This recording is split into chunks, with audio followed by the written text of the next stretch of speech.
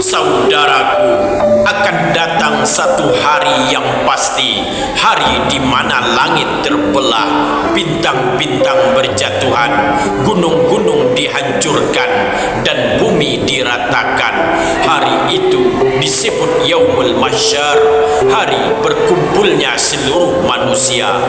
Allah Subhanahu wa taala berfirman, pada hari itu manusia keluar dalam keadaan bermacam-macam untuk diperlihatkan kepada mereka balasan amal perbuatannya. Maka barang siapa mengerjakan kebaikan seberat zarrah, niscaya dia akan melihat balasannya, dan barang siapa mengerjakan kejahatan seberat zarrah, niscaya dia akan melihat balasannya.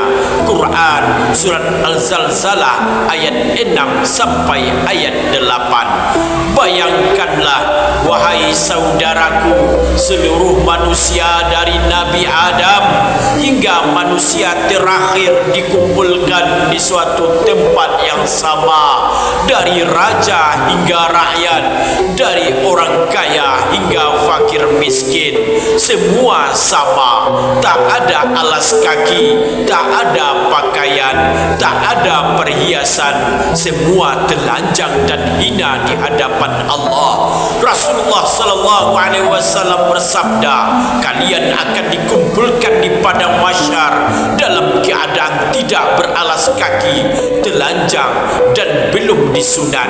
Hadis riwayat Bukhari dan Muslim. Saudaraku, matahari didekatkan hanya sejauh 1 mil, panasnya membakar, membuat manusia tenggelam dalam keringatnya sendiri.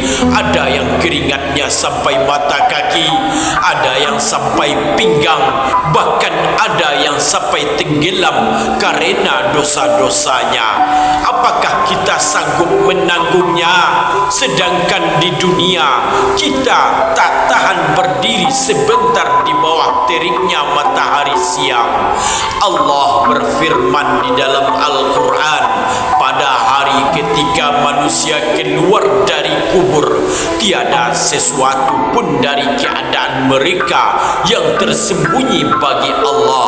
Lalu Allah berfirman, kepunyaan siapakah kerajaan pada hari ini? Kepunyaan Allah yang Maha Esa lagi Maha mengalahkan. Quran surat Ghafir ayat 16. Saudaraku yang dirahmati oleh Allah, di padang mahsyar itu semua manusia menunggu keputusan, tapi penantian itu panjang dan berat dan menakutkan. Tak ada yang bisa memberi syafaat kecuali yang diizinkan oleh Allah. Hingga akhirnya Nabi Muhammad sallallahu alaihi wasallam bersujud memohon dan diberikan izin untuk memberi syafaat kepada umatnya. Rasulullah sallallahu alaihi wasallam bersabda, aku adalah pemimpin anak Adam pada hari kiamat. Aku yang pertama kali dibangkitkan dari kubur, dan aku yang pertama kali memberi syafaat, serta yang pertama kali diberi syafaat. Hadis riwayat Muslim.